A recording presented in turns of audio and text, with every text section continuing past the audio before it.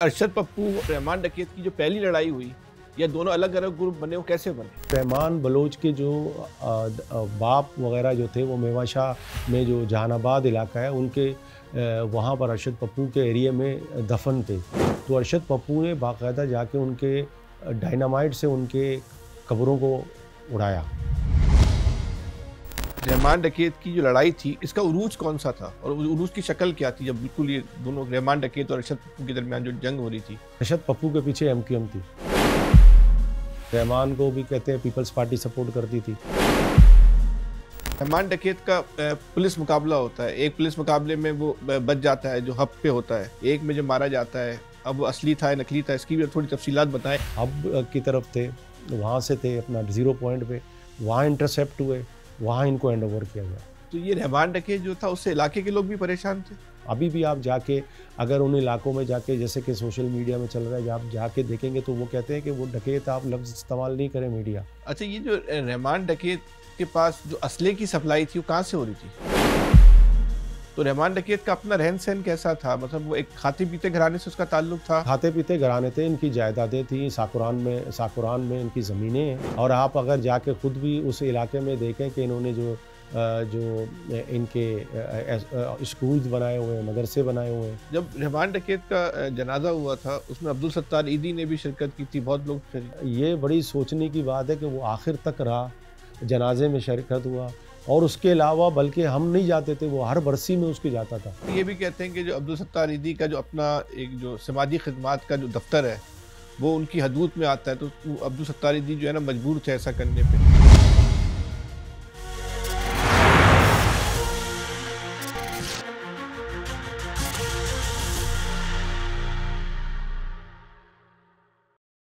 औज़ुबिल्लाहि मिनश्शैतानिर्रजीम, बिस्मिल्लाहिर्रहमानिर्रहीम। आज हम अपनी पावरकास्ट में हमारे साथ जो है लियारी के एक मशहूर किरदार रहमान डकैत के करीबी अजीज़ जो है मौजूद हैं। इनसे हम जो है लियारी गैंग वार की पूरी तारीख़ जो है उस पर गुफ्तगू करेंगे। भारत ने जो एक पाकिस्तान दुश्मन फ़िल्म बनाई है धुरंधर, उसमें जो लियारी का किरदार दिखाया गया है, उस हवाले से इनके साथ जो है गुफ्तगू करेंगे।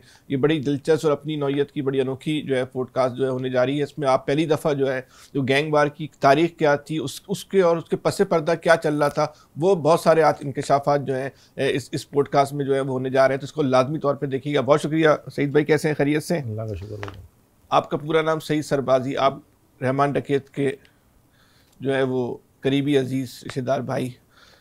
एक रहमान डकैत तो बहरहाल एक नेगेटिव लफ्ज़ है, लेकिन वो हुर्फ़ आम में मशहूर है, इसलिए हम उनको इसी नाम से लेके चलते हैं ताकि लोग करें। ये गैंग वार की तारीख़ क्या है, कैसे शुरू हुई? देखें, ये जनरल परवेज़ मुशर्रफ का दौर था जब सियासी एक्टिविटियां ना होने के बराबर थी, और उसमें कराची के अंदर ज़ाहिर है मुत्तहदा कौमी मूवमेंट जो है उसका राज था।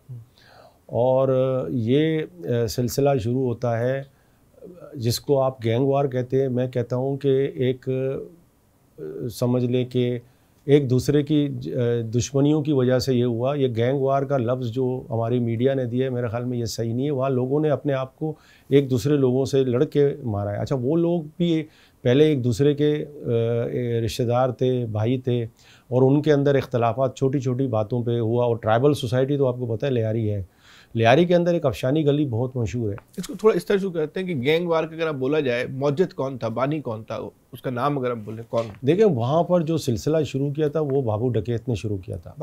बाबू डकैत का जो तरीक़ा वारदात होता था, लोगों को ड्रिल करना, लोगों को खौफ ज़दा करना, वो बाबू डकैत के ज़माने में शुरू हुआ, जो रहमान बलोच के हमसाया था। और किस सन की बात है ये? जब रहमान छोटा था, मतलब रहमान का मिडिल एज बिल्कुल ही पैदा बल्कि नहीं हुआ था, वो उसके वालिद के ज़माने में वो था। रहमान के वालिद के ज़माने में गैंग वार का आगाज़ लियारी में बाबू डकैत ने शुरू किया था।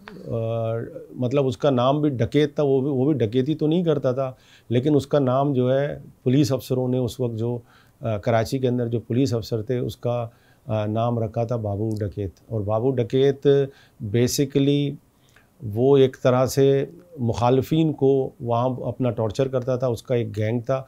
लेकिन उस तरह का सिलसिला नहीं था कि भत्ते की पर्चियाँ भेजना।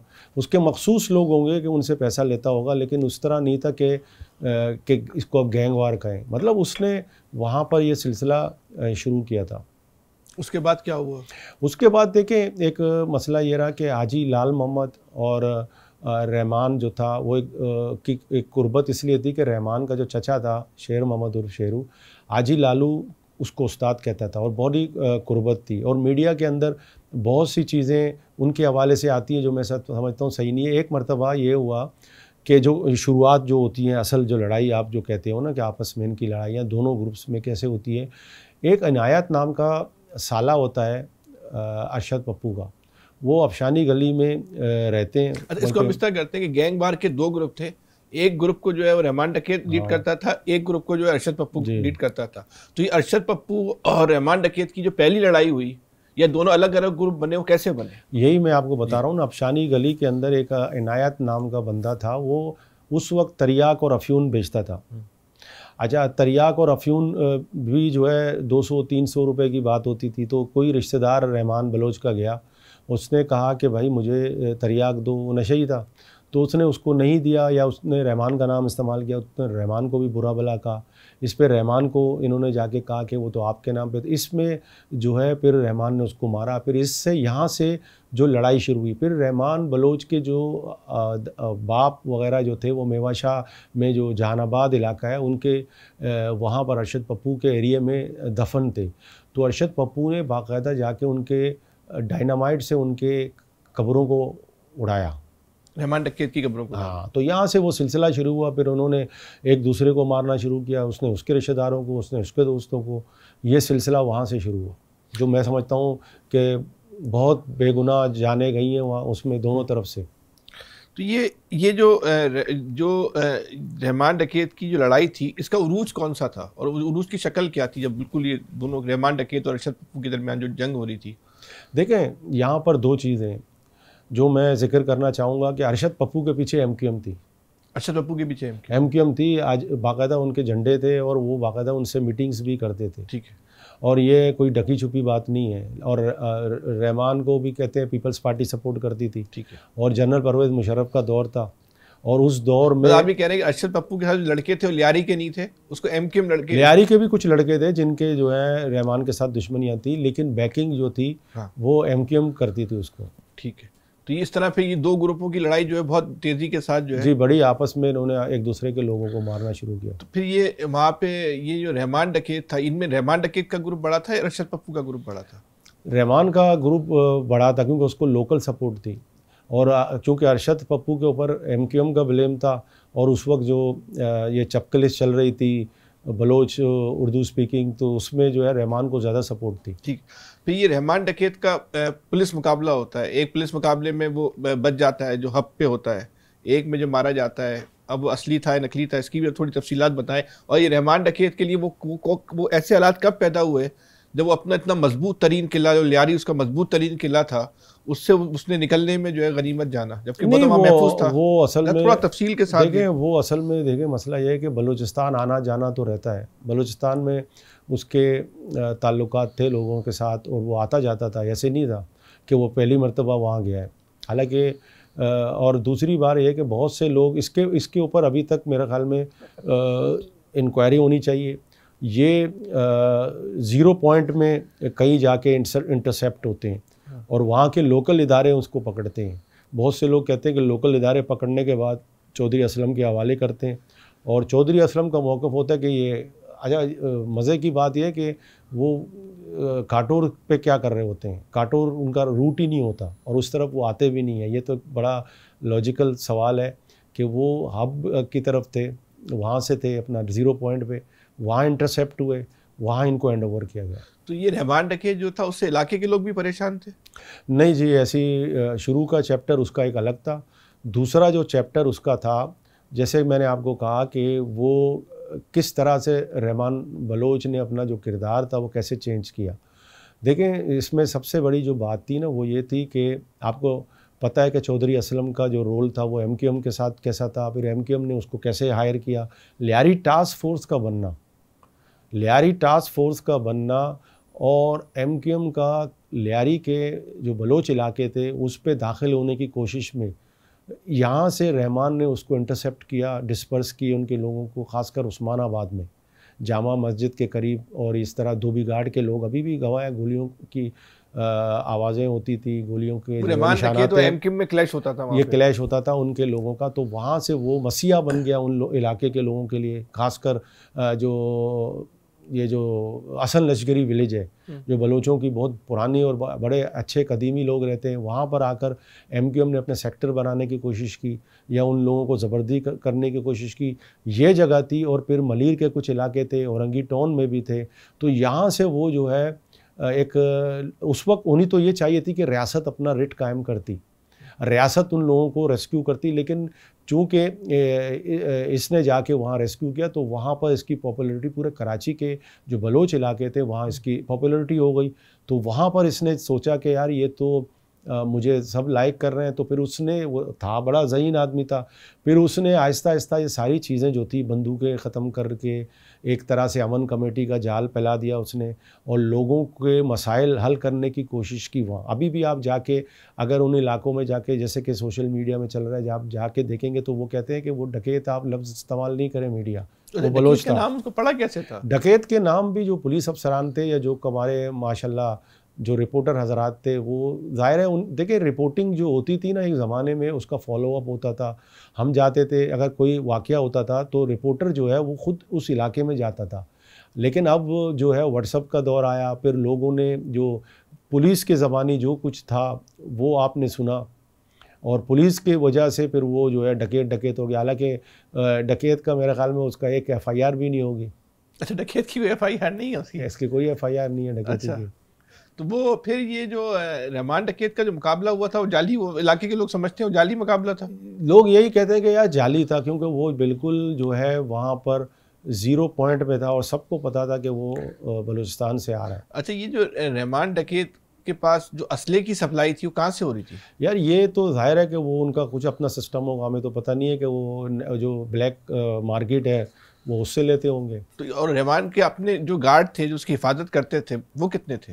यार हमेशा रहमान के पास मैं समझता हूँ कि हम जब भी वो मिलता था वो इतना किसी उसके पास एक बंदूक बरदार नहीं होता था, ना वो तस्वीर निकालता था, ना वो शो करता था।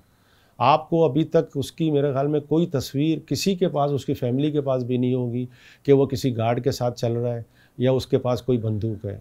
वो सिंपल बैठा रहता था, लोगों में सिंपल जाता था, कोई गार्ड वगैरह उसके साथ नहीं होते थे। नहीं, उसके साथ कोई गार्ड नहीं होते? कोई गार्ड नहीं होते। अगर जैसे यहाँ से बलूचिस्तान भी जा रहा है तो अकेला कोई गार्ड, बिल्कुल अकेला 2 लोगों के साथ जाता था, 3 लोगों के साथ जाता था, वो कोई गार्ड उसके पास नहीं होते थे। अच्छा, तो गाड़ी कौन सी थी? गाड़ी ये पता नहीं है कि वो मुख्तलिफ गाड़ियाँ इस्तेमाल करता था। तो रहमान डकैत का अपना रहन सहन कैसा था? मतलब वो एक खाते पीते घराने से उसका ताल्लुक था? हाँ, ये एक अच्छा सवाल आपने किया। देखें यहाँ पर एक मिसकंसेप्शन हमेशा से रहा है उसके वालिद के हवाले से। अभी भी आप जाके देखेंगे उसका घर है, उसके वालिद ने वहाँ पाकिस्तान बलोच एसोसिएशन बनाई। उसके वालिद का दाद मोहम्मद थे, बड़े बंदे थे और पॉलिटिकल बंदे थे। उनका भी जो कहते हैं ना कि मीडिया में कि वो गैंगस्टर थे या उनके दौर से अक्सर कोट करते हैं, आपको शायद याद नहीं होगा, तो मैं आपको अब एक बात बताना चाहता हूँ कि उनका जो मौत हुई है वो कराची सेंट्रल जेल में ज़ियाउल हक के दौर में हुई है। और ज़ियाउल हक के दौर में उनकी मौत इसलिए हुई है कि AJ रहीम साहब थे पीपल्स पार्टी के फाउंडर। इनके ऊपर ये इल्ज़ाम था कि इन्होंने भुट्टो के कहने पे उसके साथ उसके बच्चों के साथ उनको अंडे मारे और उनको टॉर्चर किया, और भुट्टो के ज़ियाउल हक के कहने पे उसको सेंट्रल जेल कराची बंद किया गया और उसको भुट्टो के ख़िलाफ़ वादा माप गवाह बनाने की कोशिश की गई, जो मेरे ख़्याल में वो नहीं बनी। और उनकी एक लोग कहते हैं कि तिबी मौत है या जो है उनकी जो है कोई टॉर्चर से मरे, ये अभी तक साबित नहीं हुआ, लेकिन वो इस केस में बंद थे। तो वो पीपल्स पार्टी के वजह से। ये खाते पीते घराने से रहमान का? हाँ, खाते पीते घराने थे। इनकी जायदादें थी, साकुरान में इनकी ज़मीनें हैं। अच्छा, मलीर में इनकी ज़मीनें थी। तो ये जो कहते हैं कि गरीब घराने में पैदा हुआ, और आप अगर जाके ख़ुद भी उस इलाके में देखें कि इन्होंने जो इनके स्कूल्स बनाए हुए हैं, मदरसे बनाए हुए हैं। तो ये कहते हैं कि उसके अपना घर जो है वो 1000 गज की, जी बिल्कुल, वो कब्जा करके बनाया था या नहीं, उनके इसने कुछ नहीं बनाया, ये सारे इसकी वालिद के ज़माने के।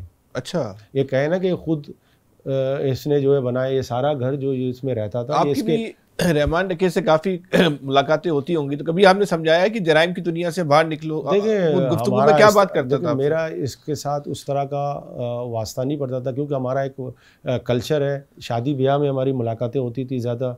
और इस तरह की मुलाकातें नहीं होती थी कि हम इनको समझा सकें। मतलब कोई शादी हुई और या तो कोई अपना फौतगी हुई, उसमें मुलाकात सरसरी हो जाती थी। बाकी इस तरह की मेरी कोई उनके साथ कभी मुलाकात नहीं हुई। या कभी जो है कोई मसाइल हुए, जैसे किसी ने शिकायत की कि मेरे साथ ये हुआ है, तो हम जो है डेलीगेशन बन के कुछ लोगों के साथ जो मोतबर होते थे उसके पास जाते थे।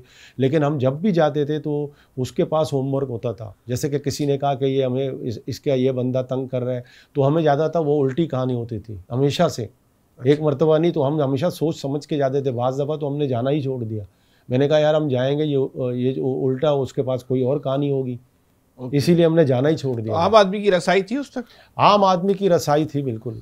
उसके आगे और वो खुद होमवर्क करके चीज़ों को नोट करता था। उसके अंदर ये बड़ी नहीं, उससे मिलना आसान था या लोग? बहुत मुश्किल था, वो किसी से मिलता नहीं था। नहीं मिलता था, बहुत ही कम लोग उससे मिलते थे। तो क्या आप दिन भर क्या करता था? ये पता नहीं है कि वो ज़्यादातर वो जो है लोगों से किस तरह मिलता था, लेकिन ख़ास जो बड़े बड़े लोग उसके पास आते थे, तो उसके पास ना कोई बंदूक होती थी, ना कोई जो है गार्ड वार्ड वो नज़र आता था, अकेला बैठा रहता था। अच्छा, जब रहमान डकैत का जनाजा हुआ था उसमें अब्दुल सत्तार ईदी ने भी शिरकत की थी, बहुत लोग थे। देखिए फैसल भाई, ये सवालिया निशान है। आप मुझसे ये बात कर रहे हैं कि वो अगर डकैत था, तो सत्तार ईदी को आप अच्छी तरह जानते हैं कि उसका रोल क्या है कराची के अंदर। वो किस तरह से कराची के अंदर तन तना रियासत था वही, और हुकूमत के सरपरस्ती के बावजूद भी यहाँ वो गरीबों की मदद करता था। तो उसका जो है ये बड़ी सोचने की बात है कि वो आखिर तक रहा, जनाजे में शिरकत हुआ। और उसके अलावा बल्कि हम नहीं जाते थे, वो हर बरसी में उसके जाता था जब तक वो ज़िंदा था। अब्दुल सत्तार ईदी, जो तारीख तस्वीरें भी हैं उसकी, रहमान डकैत की हर बरसी में जाता था। तो ये आप मुझे बताएं कि ये क्या वजूहत थी कि ये आखिर में उसने गुनाह किए होंगे, उसने लोगों को भी मारा होगा, ग्रुप्स भी किया होगा, लेकिन वो आखिर में उसने सारी चीज़ें ख़त्म करने की कोशिश की। और वो चाह रहा था कि उसका सबब तो ये भी कहते हैं कि जो अब्दुल सत्तार ईदी का जो अपना एक जो समाजी खिदमात का जो दफ्तर है वो उनकी हदूद में आता है, तो अब्दुल सत्तार ईदी जो है ना मजबूर थे ऐसा करने पे। नहीं जी, अब्दुल सत्तार ईदी उस ज़माने में अब्दुल सत्तार ईदी को भी रहमान के हवाले से पर्चियाँ मिलती थी कि वो गलत साबित हुई। वो कोई और तंजीम का कोई बंदे होते थे वो करवाते थे, और बहुत जगहों पे ये इस तरह की चीज़ें हुई हैं। और इस तरह से तो सत्तार ईदी मेरे ख़्याल में इतना बेवकूफ़ आदमी नहीं था। वो चीज़ों को देखता था और लियारी को मॉनिटर करता था, और वो देखता था कि यहाँ पर चीज़ें मनशियात ख़त्म हो रहा है, यहाँ पर वो क्राइम्स का रेट ख़त्म हो रहा है। मतलब आप ये कह रहे हैं रहमान डकैत जो था वो क्राइम का रेट कम कर रहा था, मंशियात जो है वो ख़त्म कर रहा था? उसका खुद जाके देखे ना, उस दौरान जब उसने अमन कमेटी बनाई, तो फिर रहमान डकैत की अपनी आमदनी क्या थी? वो तो यही आमदनी थी ना? नहीं, उसकी आमदनी देखे, ट्रांसपोर्ट वो वहाँ पे चलता था उसका, जैसे कि वो उसका वो हेड करता था, उसको मिलते थे सारे पैसे, ये नहीं है कि वो नहीं लेता था, लेकिन उसके किराए आते थे, उसकी जगह प्रॉपर्टियाँ बहुत थी, और वो किरायों से भी चलता था। और अभी मुझे आप बताएं, मतलब वो अभी भी जाके देखे ना कि उसका एक कोई घर, अब ये खबरें आती हैं कि उसने बहुत बड़ी प्रॉपर्टी जो है बनाई है, लेकिन हमें तो कोई प्रॉपर्टी उसकी नहीं ली। वो सारे अपने वालिद की जगहों पे रह रहा है, उसकी फैमिली उसके वालिद की जगहों पे रह रही है। रहमान डकैत ने कितनी शादियाँ की थी? 3 शादियाँ की थी। तो तीनों एहलिया भी हयात है? हयात है। तो उनका अभी गुजर बसर कैसे होती है? वही कह रहा हूँ यार है। तो रहमान डकैत साहब के अपने बच्चे कितने? यार ये मुझे अंदाज़ा नहीं है कि 12-13 होंगे। 12-13 बच्चे? हर फैमिली से। तो किसी बच्चे ने उनका जानशीन नहीं बना? नहीं, कोई नहीं बना। वो जराइम की दुनिया वो बेचारे विक्टिम है, उनकी पूरी फैमिली विक्टिम है। वो कैसे? वो विक्टिम ये है कि वो नाम की वजह से जो गलत पेंट हुआ है, उनको वक्तन फ़वक्तन जो है ये सारी चीज़ें जो है उनके साथ होती हैं कि वो फ़लाने का बेटा है, फ़लाने का वो है, इस तरह का जो इमेज है उनके साथ वो अभी तक जो है रखा जाता है। नहीं, वो बच्चे करते क्या? उनको एक्टिविटी क्या? बिजनेस करते हैं या क्या काम करते हैं? वो मुख्तलिफ अपना जो है कोई पढ़ रहा है, अभी छोटे हैं, एक बच्चा है वो जो कारोबार संभाल रहा है, उसके प्रॉपर्टी वगैरह आ रहे हैं, लैंड का भी। कोई जराइम की दुनिया में नहीं आया उनका बच्चा? ये रहमान डकैत के इंतकाल के बाद उज़ैर बलोच को सरदार बनाया गया, ये सरदार किसने बनाया? जाहिर है उसके ग्रुप के लोगों ने बाहमी मीटिंग पहले तो आप मुझे बताएं कि सरदार की जो है ना वहाँ पे कबायली तौर पे क्या हैसियत होती है? देखें, कबायली तौर पर सरदार जो है कबायली बलोचों के अंदर, जाहिर है लियारी के अंदर तो कोई सरदार कबाइल तो है ही नहीं ना। हाँ। लेकिन वो एक टैग था, क्योंकि आपने जाहिर है कि उनको अपने ग्रुप को इंटैक्ट रखना था। अच्छा, जो रहमान डकैत भी सरदार रहमान डकैत थे? उन्होंने बाद में सरदार अब्दुल रहमान बलोच, सरदार अब्दुल रहमान है, सरदार अब्दुल रहमान बलोच हो गया। उनको सरदार का लक़ब किसने दिया था? लोगों ने, आम आदमियों ने। नहीं, इनकी तो बकायदा तकरीब हुई थी। नहीं, कोई तकरीब, उज़ैर बलोच की तो तकरीब नहीं, उज़ैर की तो देखें, उसके ग्रुप जो था उस वक्त ग्रुप को उनको इंटैक्ट रखना होगा। ये बात क्या वजह थी कि सरदार अब्दुल रहमान के बाद उज़ैर बलोच जब सरदार बनाया गया तो उज़ैर बलोच का नाम कैसे आया? हाँ, ये तो उन्होंने मशावरत की होगी ना आपस में, जो उनका जो कमांडर्स होंगे, ये मुझे एग्जैक्टली पता नहीं है, लेकिन जाहिर है कि उन्होंने जो है बैठ के मीटिंग करके ये की होगी ना। अच्छा, ये पता नहीं है कि किसने की है। अब्दुल रहमान की ज़िंदगी में उज़ैर बलोच का क्या किरदार था? उज़ैर बलोच का किरदार ये था कि उसके वालिद को मारा था अब्दुल रहमान ने। नहीं, उज़ैर के वालिद को मारा था अरशद वालों ने ना। हाँ। तो उसकी सिंपैथी जाहिर है कि वो रहमान की वजह से मारा गया था। हाँ। तो जाहिर है कि वो उसको निभाना था, उसका जो है एक जाननशीन की सूरत पे इस तरह होगा कि उसके वालिद को उन्होंने मारा था। नहीं तो उज़ैर बलोच रहमान की ज़िंदगी में उज़ैर बलोच भी इतना मशहूर आदमी था? नहीं था उस वक्त, उसको जानता भी नहीं था। नहीं, तो वो नहीं जानता तो था, उसके साथ था, लेकिन वो जराइम में नहीं था। उज़ैर बलोच बिल्कुल नहीं था। उज़ैर जो है जराइम में नहीं था। वो उसके वालिद का, वो स्टूडेंट था, इलेक्शन भी लड़ा, वहाँ से हारा भी, मेरे ख्याल में नाजिम का या कौंसलरी का, मुझे एग्जैक्ट पता नहीं है, लेकिन वो एज सच पॉपुलर नहीं था। हाँ। नहीं तो ये वो जो उनको सरदार बनाया गया तो कोई सलाहियत देखी होगी उसका जाहिर है ग्रुप होगा ना। हाँ। वो ग्रुप में तो हमने यही सुना है, क्योंकि हम उसका हिस्सा तो नहीं थे, लेकिन वो जो हमने सुना है कि उसको जो है वहाँ पे उन्होंने अचानक से खबर आई कि उसको बना दिया अनऑफिशियली। अच्छा, उज़ैर जब सरदार बन गए वहाँ के, तो उसके बाद तो गैंग वार ने बिल्कुल एक नई शक्ल इख्तियार की ना, जो एक बड़ी ख़तरनाक शक्ल इख्तियार की। उसकी क्या वजह थी? सर, उसकी वजह ये थी कि वो जो था उसको इस ज़माने में जुल्फ़िकार मिर्ज़ा साहब थे होम मिनिस्टर। हाँ। और जुल्फ़िकार मिर्ज़ा साहब की फुल सपोर्ट आई। उसकी बुनियादी वजह ये थी ना कि दो तरफा जंग थी। हाँ। एक तरफ MQM थी और एक तरफ पीपल्स पार्टी की थी। पीपल्स पार्टी को भी जाहिर है इन लोगों को, लोकल लीडरशिप को, पीपल्स की, मैं आपको एक बात यहाँ वाज़े कर दूँ, यहाँ पे आसिफ अली ज़रदारी का नाम आता है, जो बिल्कुल मैं समझता हूँ कि बिल्कुल गलत बात है। मैं आपको एक अनवर भाईजान, मैं, नबील गबोल उस कमेटी में थे जो अरशद पप्पू और रहमान बलोच को की जो कॉन्फ्लिक्ट थी उसको ख़त्म करने के लिए आसिफ ज़रदारी ने एक कमेटी बनाई थी। अच्छा। और उस कमेटी में उन्होंने ये बात वाज़े की थी कि यार इनको जो है उस वक्त MQM फुल सपोर्ट कर रही थी एक ग्रुप को। एक पहले कमेटी की बात करते हैं। आप उस कमेटी के मेंबर की हैसियत से आप तीनों जो कमेटी ने इस हवाले से अरशद पप्पू से मुलाकात की? उसमें बहुत लोग थे, उसमें मामा यूनस बंदे थे जो मोतबरीन थे लियारी के, उनको रखा गया था। नहीं, उस कमेटी ने अरशद पप्पू से मुलाकात की? नहीं, अरशद पप्पू से बात नहीं की, क्योंकि अरशद पप्पू उस वक्त आजी लाल मोहम्मद उसका हेड करता था और आजी लाल मोहम्मद का कोई बंदा उनके राब्ते में था। नहीं तो उस कमेटी ने हाजी लाल मोहम्मद से बात की? हाँ, बात की। तो क्या बात की? वो एग्री हो गए ना कि हम ख़त्म कर देंगे। फिर मसला ये रहा कि हमसे बात की कि हमसे, अच्छा, रहमान डकैत तो अरशद पप्पू दोनों तसादुम खत्म करने में मुत्तफिक हो गए थे? नहीं, वो तो आप सुन नहीं रहे ना। हाँ। मतलब ये कि जो कमेटी बनाई है, हमने नेगोशिएशन करने की कोशिश की शुरुआत। हाँ। उसमें जो मामला आ रहा था वो था उज़ैर बलोच के वालिद की डेथ का, क्योंकि उसको कैसे टैकल करें, उसका कैसे करें, तो उस पर जो है टाइम लगा। फिर इसी असना में अनवर भाईजान की डेथ होती है, जो अचानक से होती है, जिसका इल्ज़ाम कहते हैं कि रहमान पे आता है। तो ये अभी तक किसी को पता नहीं है कि उसकी मौत पुरस्कार कैसे हुई। उसके बाद ये सारी चीज़ें ख़त्म हो गई। जो एक प्रोसेस था आसिफ साहब का, उसने एक बात की थी कि अगर देखें इसको अगर नहीं रोका, इनको ये दोनों आपस में लड़ेंगे और इनको मारा जाएगा, चुन चुन के इनको मारेंगे, और फिर दूसरी बात है कि मेरा वोट बैंक ख़राब होगा। इसका मतलब ये हुआ कि कुछ पस से पर्दा कुव्वतें ऐसी थी जो ये नहीं चाहती थी कि लियारी में अमन कायम हो। लियारी, चूँकि यार फैसल भाई आपको पता है कि लियारी जो है कराची की माँ है। हाँ।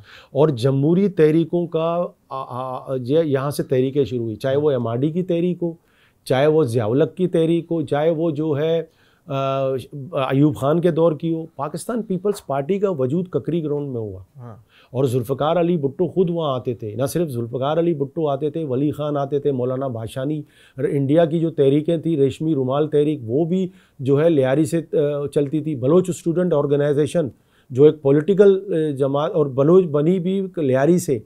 बलूचिस्तान का जो पूरा बलूचिस्तान की जो पॉलिटिकल तहरीक है वो कराची से और लियारी से चलती थी। और लियारी जो था वो एक सिविल राइट चाहे तहरीकें हों, जमहूरियत के लिए तहरीकें हों और मार्शल्लाओं के लिए तहरीकों का एक गढ़ था। ये जो बात है आपने बात की, इसको डीपोलिटिसाइज करा के नाम दे के इन जो गैंगस्टर्स हो या गैंगवार हो, इसकी वजह से डीपोलिटिसाइज करने की कोशिश की गई है और बहुत हद तक डीपोलिटिसाइज लियारी हुआ। अच्छा। और वहाँ पर भी आपने देखा कि लियारी जो कराची के अंदर कई मुजाहरे हों ना हो, चाहे पानी के हों, चाहे बिजली के हों, चाहे हुकूक के हवाले से हो, चाहे बलूचिस्तान के, वो लियारी से होते थे। तो ये बहुत बड़ी साजिश थी ये सारी चीज़ों को। और ये माजरत के साथ मैं कहूँ ना, उर्दू मीडिया का रोल है इसको, ये जो बड़ा चढ़ा के देना है, ये सारा उर्दू मीडिया ने एक गलत पेंट करके, जैसे डकैत कहना, उर्दू मीडिया पहले भी करती रही है। और लियारी के हवाले से मैं ऐसे लोगों को देता हूँ सोशल मीडिया में या प्रिंट में जिनको लियारी का ज्योग्राफी पता नहीं है, जिनको रहमान का, जिसको आजी लालू का, जिसको उज़ैर का शजरा पता नहीं है कि वो किस इलाके से है, कितनी बड़ी फैमिली है, और वो बैठ के उस पर लिखते हैं, उस पर सोशल मीडिया में बहस करते हैं। और वो सिर्फ़ और सिर्फ कुछ पुलिस अफसरों की कहानी होती है या कुछ ऐसे लोगों की होती है जो वो अपनी मनमानी करते हैं। बाकी जो है, अगर आप इसके उसमें जाएं, उसमें देखें लॉस किसको हुआ, लियारी को नुकसान हुआ और पीपल्स पार्टी को भी नुकसान हुआ, जहाँ से बिलावल भुट्टो आ रहा है यार, जो जन्म भूमि है पीपल्स पार्टी की। पीपल्स पार्टी का गढ़ ख़त्म कर दिया ना। ये तो वही मैं आपसे कहूँ ना कि आसिफ जरदारी के वो खदशात सही थे ना, विजनरी तो था, उसने ये बातें की। अच्छा, हमारा जो रोल था, आप कह रहे हैं कि देखें वहाँ पर इनका कोई इनकी अपनी मर्जी होती थी। अगर कोई गैंगस्टर चला रहा है, वो रिश्तेदार वगैरह रिलेटिव नहीं देखते थे। उनके पास जो बंदूक वाला खड़ा है वो उनका मोतबर है, वो जो लोग वो फैसले करते हैं तो उनके अपने फैसले होते थे। उनका सिर्फ हमारी कोशिश होती है कि यार हम अपने सोसाइटी को बचाएं। एज अ सिटीज़न हमारा रोल ये होता था कि हम जाके उनके साथ ये करें कि यार ये चीज़ें गलत हो रही हैं, ये लोगों को तकलीफ़ हो रही है। और लोग जो है, लोगों ने बहुत सफ़र किया वहाँ। आपने देखा कि वहाँ पर मेवाशाह कब्रिस्तान एक घर था एक ग्रुप का, अगर किसी की डेथ होती थी वो कब्रिस्तान नहीं जा सकता था। और ऐसे लोग मुख्तलिफ इलाकों में जाते थे बेचारे, और रात में कोई दफन करने नहीं आता था, गोरगन बाकायदा इजाज़त लेनी होती थी। अच्छा, वो दौर, सवाल ये पैदा होता है कि रियासत कहाँ थी उस वक्त? रियासत का क्या फ़र्ज़ नहीं बनता है फैसल भाई कि अगर एक कराची के अंदर गोलियां चल रही हैं, जैसे कि मैं आपको एक मिसाल दूं, MQM हकीकी और MQM के साथ हकीकी के साथ जो इस वक्त पहले पुराना जो लंदन था, उनके दरमियान शाह फैसल कॉलोनी में गोलियां, एक रॉकेट लॉन्चर चलते थे, गोलियां चलती थी, लेकिन उस वक्त भी जो है ना यहाँ पर कुछ नहीं होता था। और कराची के अंदर अगर ये लोग लड़े हैं, लियारी के लोग, इन्होंने तो अपने आप को मारा है। लेकिन कराची के अंदर मेरा सवाल ये है कि कराची के अंदर फ्लाइट ऑफ कैपिटल कैसे हुआ? कराची से पंजाब सनतें कैसे गई हैं, किसके दौर पे गई हैं?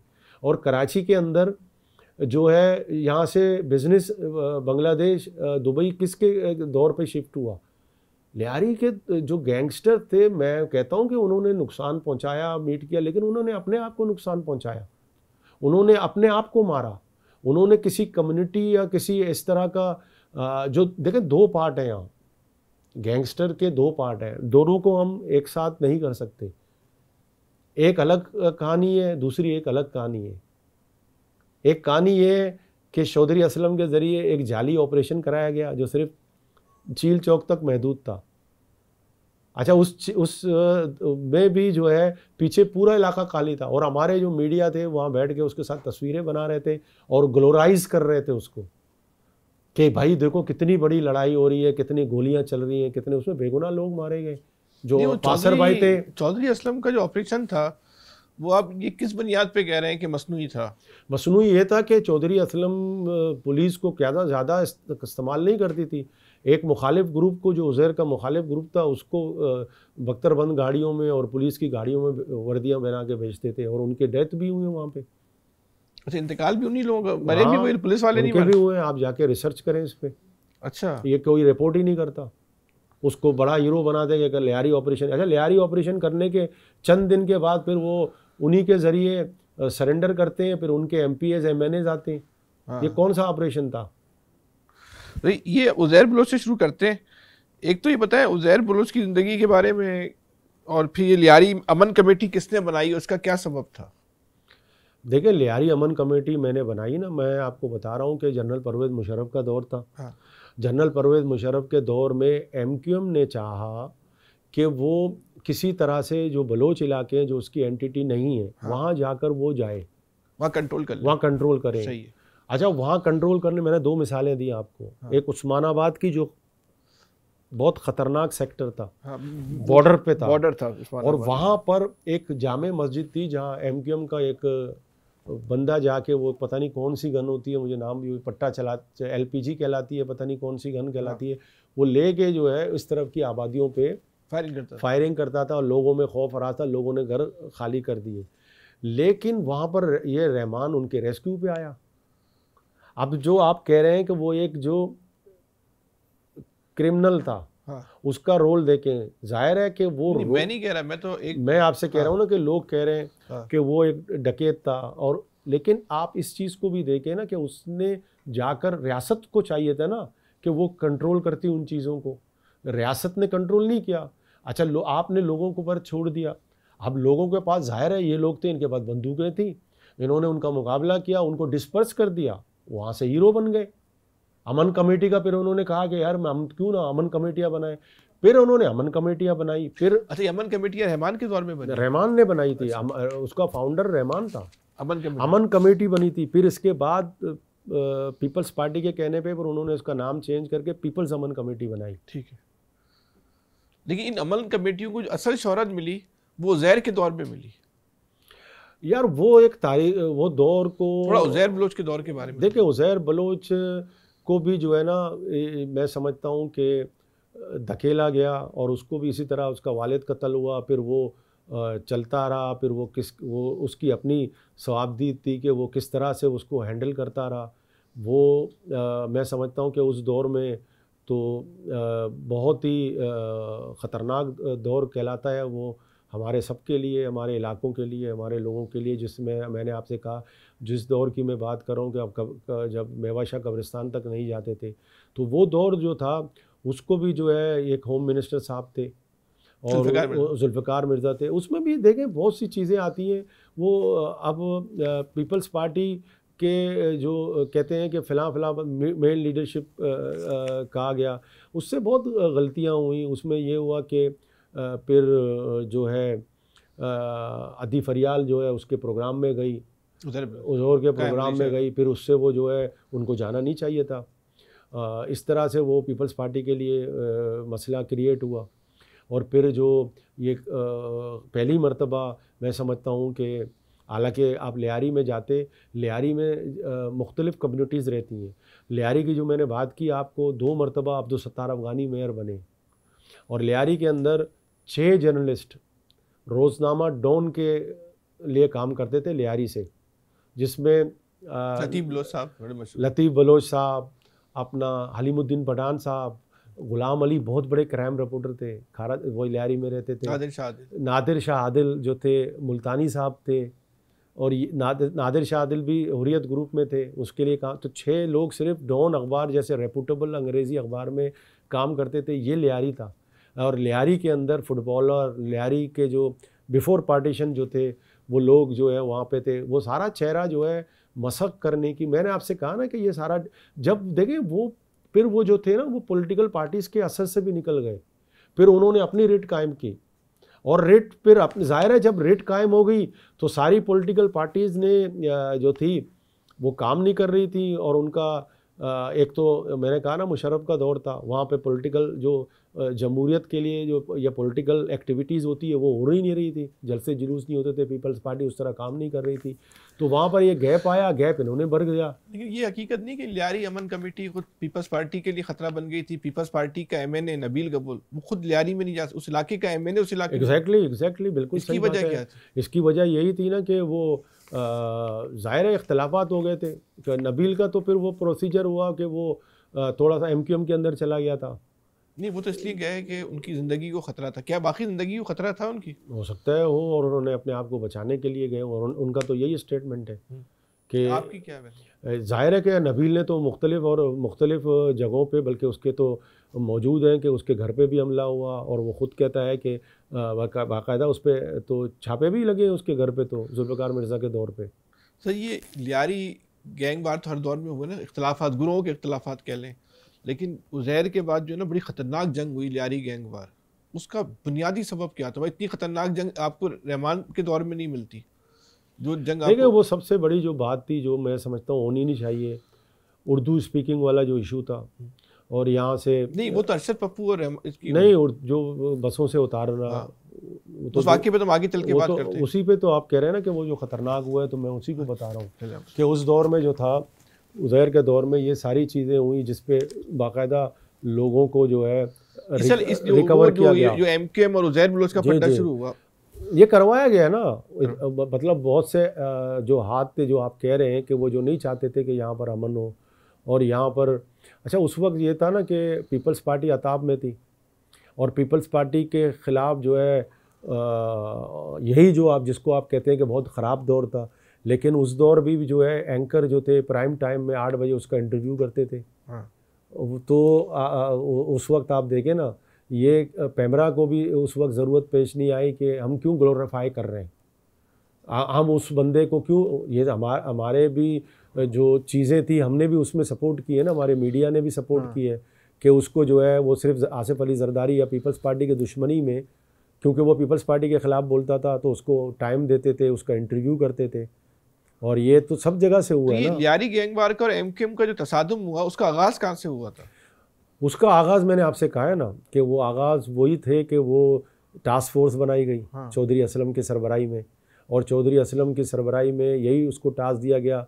उसमें एक मिनिस्टर साहब थे और एक गवर्नर साहब का भी नाम आता है कि उन्होंने कहा कि हमें जो है लियारी फ़तह करके दो, क्योंकि ये हमारे लिए बड़ा डिस्टर्बिंग है। कोई सब जगहों पे हमने तकरीबन अपना कवर कर लिया। उन्होंने लियारी में भी जैसे वसीउल्लाह लाको था, वसीउल्लाह लाको एमक्यूएम का कैंडिडेट था नबील गबूल के सामने, बिफोर गैंगस्टर, अभी भी वो अगर कर रहा है, लेकिन वो एमक्यूएम में था, उसको भी एमक्यूएम ने सपोर्ट किया था, और एमक्यूएम का कैंडिडेट था वो, नबील गबूल के सामने हारा है। इसको कोई मीडिया बताता नहीं है। तो जो कच्चियों के इलाके थे, वहाँ पर भी एमक्यूएम ने पॉकेट्स बनाए थे, कोशिश की थी कि वहाँ पर भी, तो ये यहाँ से शुरू हुआ। अच्छा, लोगों ने रेजिस्ट किया क्योंकि उस वक्त ज़्यादातर लोग पीपल्स पार्टी के साथ थे। अच्छा, फिर यहाँ से एडवांटेज इन लोगों को ये मिला कि ये एमक्यूएम, जब एमक्यूएम, अगर मैं समझता हूँ कि एमक्यूएम अगर ये नहीं करती तो अमन कमेटी नहीं बनता। अच्छा, सवाल ही पैदा नहीं होता कि अमन कमेटी बनती।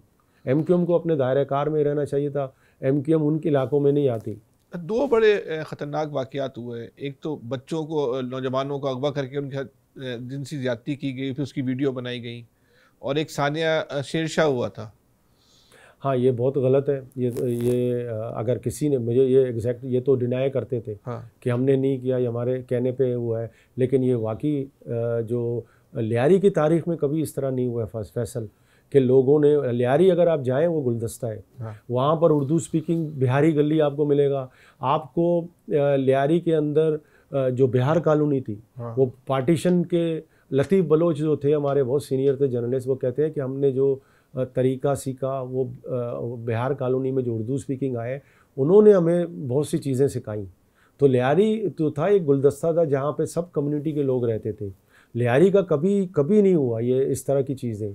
इस दौर में लियारी के लिए मैं समझता हूँ कि वो बहुत बड़ा सानिया है, और लियारी के लोग इस पर बहुत नदामत है कि उन्होंने जो है इस तरह के वाक़यात हुए।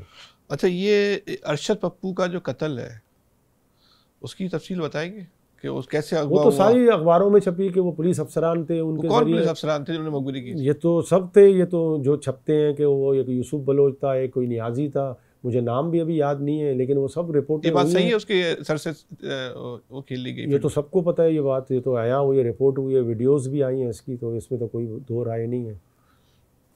अच्छा, ये क्या हकीकत है कि जब 92 का ऑपरेशन शुरू हुआ था उस वक्त एमक्यूएम के लड़के खुद लियारी में पनाह लेते थे? जी बिल्कुल, हकीकी के लड़के होते थे, हकीकी के ज़्यादातर होते थे, 8 चौक में, बिहार कॉलोनी में होते थे। बाद में इन्हीं उनको सबसे ज़्यादा महफूज जगह जो लगती थी अपने लिए वो लियारी लगती थी, लेकिन बाद में इतने इख्तलाफात हो गए बाद में। जुल्फ़िकार मिर्ज़ा का एक बयान आया था कि मैंने लियारी के लोगों को असला इसलिए नहीं दिया कि वो शादी में फायरिंग करें। यार मैं समझता हूँ कि ये उसका भरम था, ये उसका भरम था, ऐसी कोई बात नहीं थी, बल्कि वो अपने ऊपर क्रेडिट लेता है। उससे पहले जो लोगों के पास था, और उस वक्त जो था ना, वो नेटो वेटो का सिलसिला था, अमेरिका, वो तो सारे अफगानिस्तान से जो बंदूकें आती थी वो ब्लैक मार्केट में बिकती थी, कोई पैसा दे के कोई भी ला सकता है। अच्छा, गैंग वार का और रॉ का कोई ताल्लुक था?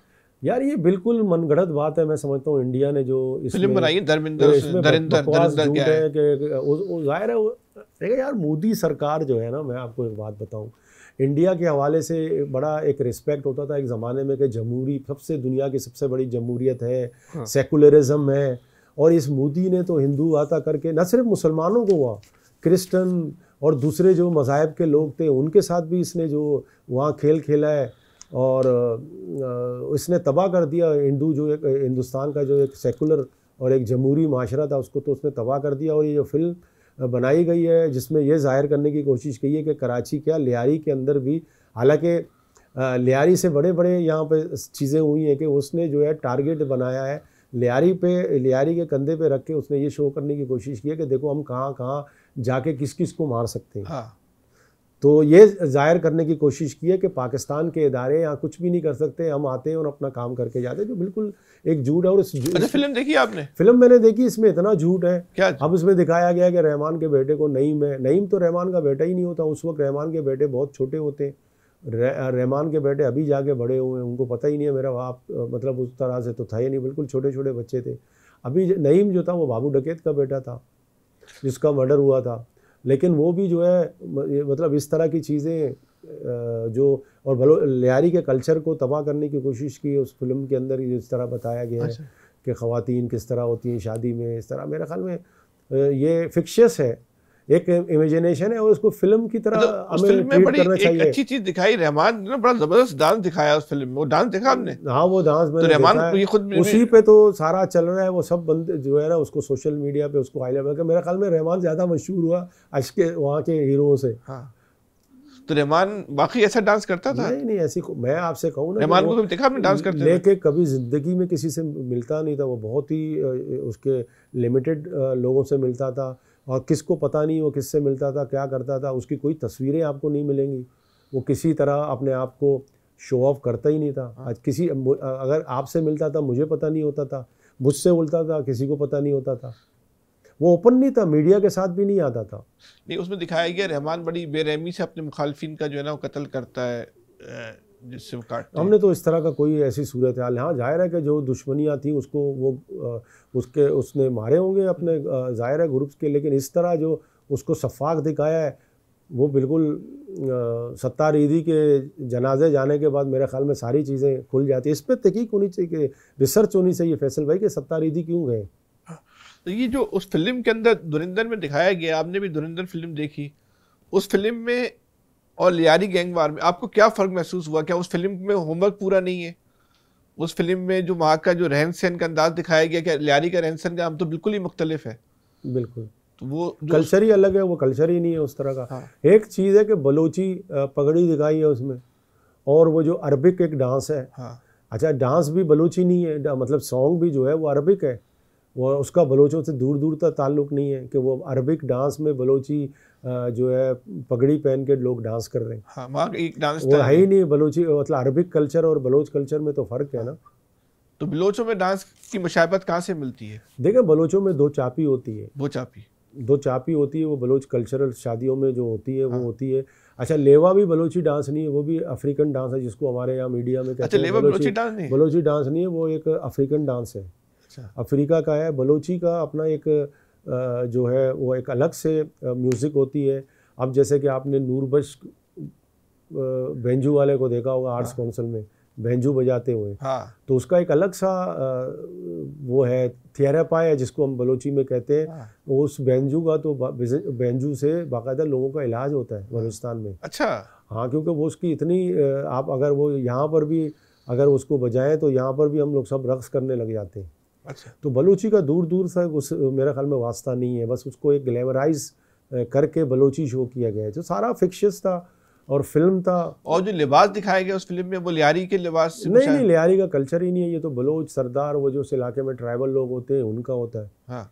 वहाँ तो ऐसा कोई मतलब शादी ब्याह में भी अगर कोई अच्छा, नबील गबूल को भी दिखाया गया, देखा उन्होंने नबील गबूल का, हाँ, जमील के नाम से, जमील जमाली के नाम से दिखाया तो गया। वो नबील गबूल का वैसे ही किरदार था या फर्क महसूस हुआ? यार नबील गबूल को तो बेचारे को बहुत ही वो उन्होंने जो गंदा करने की कोशिश की है। वो जो रॉ का मतलब एजेंट उसको उसकी फैमिली को बताया है। तो मैं समझता हूँ कि नबील गबूल फैमिली जो थी वो लियारी में उसने उसके कराची के अंदर मेयर रहे, उसके वालिद या दादा, और वो गबूल फैमिली का बड़ा एक किरदार था पीपल्स पार्टी में। तो उसको जो है ना ईरान ने, जो पुराने कराची वाले हैं और कराची के अक्सर ज़मीनें उनकी हैं। हाँ। तो मैं समझता हूँ कि उसके साथ बहुत जुल्म नाजायज़ किया इन्होंने, इंडिया वालों ने। अच्छा, ये जो दिखाया है उस फिल्म के अंदर कि वो जो गैंग वार है वो इतनी ताकतवर है, वो जिसको चाहे इलेक्शन जितवा दे, जिसको चाहे उसकी मर्जी टिकट मिले। नहीं, ये तो बात हकीकत है कि अब आपने नहीं देखा कि उज़ैर के MPA बने ना। हाँ, बने हैं, उनके कहने पे बने ना। उस फिल्म में बस इतना ही पोर्शन सही है, बाकी बस इससे ही पोर्शन सही है। तो ये तो है हकीकत है कि इस तरह तो मैंने आपसे कहा ना कि इसको बहुत से वजूहात थे। देखो, एक पॉलिटिकल एक्टिविटीज़ एक पार्टी नहीं कर रही है। मोहतरमा बेनज़ीर भुट्टो जलावतन है, आसिफ अली जरदारी जेल में है, वहाँ सियासी एक्टिविटी नहीं हो रही थी। और सियासी एक्टिविटी का एक गैप था, लोग जो है परेशान थे। और फिर जो है वो जगह अमन कमेटी ने पुर कर दी, वो जगह जो वैक्यूम था वो अमन कमेटी ने पुर की। राइट और रॉन्ग जो भी किया उन्होंने, जाहिर है वो तेज़ लोग थे। उन्होंने फिर लोगों को अपनी तरफ माइल करना शुरू किया, उनके काम होना शुरू हुए, उनके जिरगे हुए। और जो केस कोर्टों में 20-20 साल चलते हैं वो एक दिन में ख़त्म हो रहे थे। फौरी इंसाफ शुरू हो गया। फौरी इंसाफ शुरू होगा, लोगों के अपने मसाइल थे वो खत्म हो गए। अच्छा, ये जो इनके गैंग वार के दौर में जो जिरगे होते थे उसमें इंसाफ मुकम्मल गैर जानिबदारी, उसकी दौर की बात कर रहा हूँ मैं, पहले वाले। हाँ, वहाँ पे तो आपने देखा होगा कि यार आप देखें, मैं समझता हूँ कि लियारी के अंदर सबसे बड़ा जनाजा था रहमान डकैत। अब उसने जो है ना अपने आप को बहुत चेंज कर लिया था।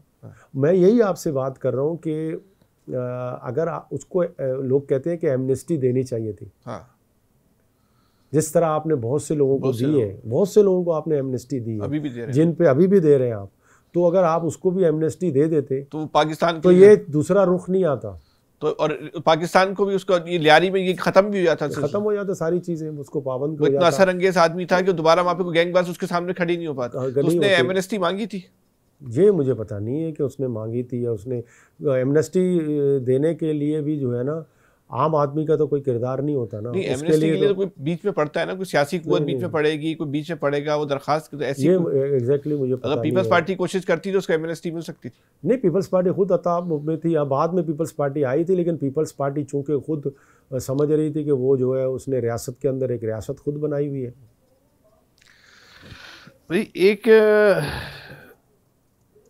जहानाबाद में गिरोह होता था हाजी लालू, इसका क्या किरदार? हाजी लालू तो अरशद पप्पू का वालिद है। हाँ। देखिए, मैंने आपको बताया ना हाजी लालू कौन था। हाजी लालू मैंने शुरू में आपको बताया कि रहमान का जो चचा था शेर मोहम्मद, हाजी लालू की बड़ी उससे मोहब्बत थी, हाजी लालू की बहुत उससे मोहब्बत थी। और हाजी लालू जब शेर मोहम्मद का बेटा फतेह, जो रहमान का चचा भतीजा होता है, नहीं रहमान का चचाजाद भाई होता है, उसका मर्डर होता है डालमिया के अंदर। फिर उसका बदला लेने के लिए मैंने कहा ना, हाजी लाल मोहम्मद जो अरशद पप्पू अरफात का बाप होता है, वो रहमान को ग्रूम करता है, क्योंकि रहमान हाजी लालू का जो दोस्त होता है वो रहमान का चचा होता है शेर मोहम्मद। उसके बेटे को मर्डर के बाद, अच्छा बलोचों में तो ये बात है ना कि बदला लेना, कत्ल का, तो उन्होंने जो है उसके कत्ल का बदला लेने के लिए रहमान को गुरूम किया। तो ये बात सही है कि हाजी लालू ने रहमान डकैत को अपना बेटा बनाया हुआ था? बिल्कुल, बेटा बनाया हुआ था ना, वो बेटों की तरह उसके साथ था। और अपने बेटे यासिर अरफात का भी रिश्ता किया उसने? नहीं, यासिर अरफात की बीवी और रहमान की बीवी बहनें थी। ठीक हो गया। अच्छा, दूसरा सर, ये जो अरशद पप्पू ने उज़ैर बलोच के वालिद को कत्ल किया था, हाजी फैजू को, जी, ये कहा जाता है अगवा करके घर के सामने बैठा हुआ था, उसको अगवा करके लेके गए, उसकी लाश मेरे ख्याल मच्छर कॉलोनी वगैरह में फेंकी थी। यहाँ से तो ज़्यादा तनाव एक्सेलरेट शुरू हुआ ना। ये नुक्ता नहीं था जो बिल्कुल हाँ, चिंगारी थी, जो आग बनी थी, हाँ। ये जो उज़ैर, ये रहमान डकैत के बाद का वाक़या है? नहीं, पहले उसी के दौरान। उज़ैर तो बिल्कुल उस वक्त आम सा बंदा था ना, बाप की फिर वो उसमें फिर आया वो कि बदला लेना है, फिर रहमान के साथ मिलके वो। अच्छा, ये हाजी लालू से मुखालफत के बाद रहमान बलोच को भागना पड़ा था? नहीं, रहमान वहीं इलाके में था। फिर अरशद पप्पू गिरफ्तार हुआ? अरशद पप्पू गिरफ्तार, 2 साल जेल में रहा, जिसकी वजह से फिर रहमान एक ताकतवर आदमी बन गया। अगर अरशद पप्पू गिरफ्तार नहीं होता, मुझे एग्जैक्टली तारीख याद नहीं है कि वो पकड़ा गया था या नहीं पकड़ा गया, लेकिन तो ये अरशद पप्पू ने जो उज़ैर के वालिद को कत्ल किया, उसका सबब क्या था? यार, उसका सबब यही था ना कि वहाँ पे एक ट्रांसपोर्ट चल रहा है बलूचिस्तान का, बलूचिस्तान और सिंध का ट्रांसपोर्ट चल रहा है। अच्छा, उसमें ज़ाहिर है कि जब इख्तलाफात हुए तो रहमान ने कहा कि ये मैं संभालूंगा, ये ट्रांसपोर्ट मैं संभालूंगा, पहले आज ही संभालता था। इसमें जो है वो फिर उज़ैर का बाप जो था वो मैनेजर था ना उस ट्रांसपोर्ट, उसके हाथ में था। उसको कहा कि आप हमें ट्रांसपोर्ट मेरे हवाले करो। ये उज़ैर बलोच तो बिल्कुल एक नौजवान था, और एक आम सा नौजवान, इतना एक सरगना कैसे बन गया? ये जो मैंने आपसे बात की, किसी के बाप को अगर मर्डर होता है, तो बाप के मर्डर में ज़ाहिर है उसके फिर वो चला गया, फिर उसमें उसका जो था कबायली सोसाइटी, तो मैंने आपको कहा है ना, वहाँ पर जो गैंगस्टर्स जो कहा जाता है वो सिर्फ इसलिए है कि यहाँ पर एक तो बाप को मारा, बाप का बदला लेने के लिए ग्रुप्स में शामिल हो गए। उसको आप गैंगस्टर का नाम लो या जो है एक बदले का नाम लो, ये तो हर बंदे का अपना एक वो होता है। लेकिन वो एक आम सा आदमी था, और मोटरसाइकिल में उसका वालिद साहब जो थे वो ट्रांसपोर्टर थे, उसकी बसें थी, ट्रांसपोर्टर था, और वो कोई उस तरह का बंदा नहीं था कि डकैत हो या कोई चोरी करे। तो ज़ाहिर है उसका जो है गुज़र बसर तो अच्छा खासा होता था, घूमता फिरता था। लेकिन अचानक से ये वाक़यात हो जाते हैं, फिर आपको पता नहीं चलता, फिर आप इस्तेमाल भी होते हो, फिर आपको पता नहीं चलता, आप इतने आगे चले जाते हो, फिर आपको पीछे मुड़ने का मौका ही नहीं मिलता। तो ये हकीकत है कि जो लियारी गैंग वार का जो असल फसाद की जड़ है वो बसों के जमा होने वाले पैसे थे, मंशियात नहीं थी? नहीं, मैंने आपको बताया 300 रुपये। 300 रुपये जो इनायत को, साले को, अरशद पप्पू के जो मारा था, वो 300 वहाँ से शुरू हुई ना कहानी। ये कोई भत्ते का चक्कर नहीं था सर। ये जो लोग फैसल भाई, इसको पता नहीं कितना भत्ता, अब इतना ही कितना भत्ता, क्या सिस्टम। अब मुझे बताएं लियारी के अंदर कितने इंडस्ट्रीज़ है, आपको पता है? इस वक्त शेरशाह में कितनी इंडस्ट्रीज़ है? कोई गया वहाँ से भागा? कोई भी नहीं है। उस ज़माने में भी नहीं भागा? नहीं, कहीं भी नहीं, कोई भी नहीं गया। ये ताजिर जो परेशान होते हैं इतने के, ताजिर जो देखे 2 चैप्टर थे ना, ताजिरों को जो परेशानी हुई वो तो बाद की कहानी हो गई ना। उज़ैर के ज़माने में तो बहुत परेशान हुए ना। अभी भी ताजिरों को बच्चियाँ मिल रही हैं। तो कहाँ से मिले? अभी आप ये मालूम करें ना, ये कहाँ से मिल रही है। ये तो पता नहीं चल रहा वो कहाँ है। वो कह रहे हैं मुल्क में नहीं है, बाहर मुल्क से चला रहे हैं। कैसे चला रहे हैं?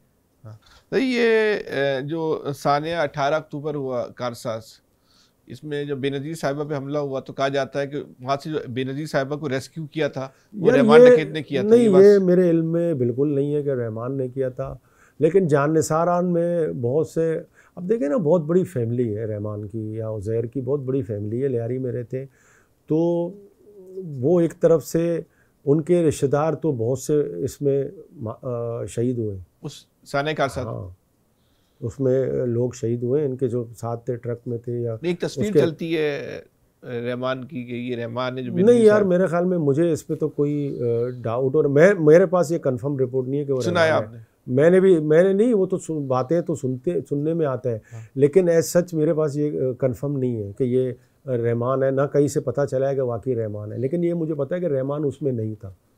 तो वो उस जलसे में नहीं था। ये बात सही है कि कहा जाता है कि कलभूषण की गिरफ्तारी में गैंग वार का, उज़ैर बलोच का। नहीं यार, ये फिक्शियस है, ये चलाई गई है। उधर तो और सिस्टम है, वो बड़े बड़े टाइकून बैठे हुए हैं, बड़े बड़े मगरमच्छ बैठे हुए हैं वहाँ। वो उज़ैर की इतनी बड़ी मेरा ख्याल में नहीं है कि वो उज़ैर जो है वहाँ पे। गैंग वार का एक बड़ा मशहूर किरदार था, उसको आलमी शोहरत मिली, बाबा लाडला, जानते हो? बाबा लाडला था, बिल्कुल दोनों तरफ चलता था। दोनों मतलब उधर रहमान के साथ भी था, उधर भी था।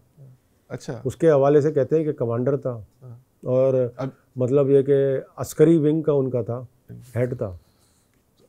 अभी लियारी में गैंग वार है, ख़त्म हो गई? ख़त्म हो गई है। तो हम ये कह सकते हैं कि जो लियारी में या कराची में जो ऑपरेशन हुआ, उसने लियारी में गैंग वार का मुकम्मल तौर पे ख़त्म कर दिया। कौन सा ऑपरेशन? कराची ऑपरेशन, अमन अमान के। गैंग वार ख़त्म हुई तो ऑपरेशन से हुई ना? नहीं, वो बिल्कुल सही बात है कि ऑपरेशन हुआ कि उसमें जो है जब देखें रियासत अपनी रेट कायम करने आती है, फैसल भाई रेट कायम करती है। ये आपकी बात सही है, चाहे वो कराची हो चाहे वो लियारी हो। देखिए लियारी का जो सिस्टम चला है ना, वो कराची से चला है। अगर कराची में ये हालात नहीं होते तो मैं समझता हूँ कि लियारी में नहीं होता, कभी नहीं होता। वो उसका एक फॉलोअप है। कराची के जो हालात थे, कराची में जो चीज़ें हुई, बोरीबंद लाशें, पुलिस वालों की लाशें। अच्छा ये बड़ी बात है, मुझे तो देखें पूरे इस गैंगस्टर में आपने देखा किसी रेंजर्स वाले को मारा गया या किसी लॉ इन्फोर्समेंट एजेंसीज़ के बंदे को मारा गया, लेकिन कराची के अंदर हमने देखा कि पुलिस वाले भी मारे गए और रेंजर्स भी मारे गए, और उन्होंने अपने आप को मारा है ये गैंगस्टर्स ने। उन्होंने जो है रियासत को कभी, मुझे आप बताएं कि कौन सा कोई एक बताएं कि किसी रेंजर्स को मारा गया या किसी पुलिस अफसर को जो है इस तरह से मारा गया जिस तरह कराची में हुआ है। तो ये गैंगस्टर इतने बड़े थे कि वो उनसे कभी पुलिस वालों के साथ, पुलिस वाले सारे दिन उनके साथ बैठे रहते थे, SHOs उनकी मर्जी से लगते थे। ये तो उनकी ताकत थी ना, कोई ताकत थी, लेकिन वो कोऑर्डिनेट करते थे ना उनसे। वो कभी वो रेड जोन में नहीं आते थे, उन्होंने कभी उनको वो परेशान नहीं किया। तो पुलिस भी जो थी वो गैंग वार की सिस्टम का हिस्सा बन चुकी थी। जाहिर है हुकूमत वक्त जब आपके साथ हो तो पुलिस तो पॉलिटिकल है ना, पुलिस तो पॉलिटिकल चारों पे चलती है। जब मीडिया का एंकर पर्सन उनके साथ बैठ के प्रोग्राम करता है, तो आप जो है उसको क्या ग्लोरीफाई करोगे, उसको प्रोमोट करोगे ना। तो ये पीपल्स पार्टी ने और जुल्फिकार मिर्जा ने भी गैंग वार को अपने सियासी मकासद के लिए इस्तेमाल किया।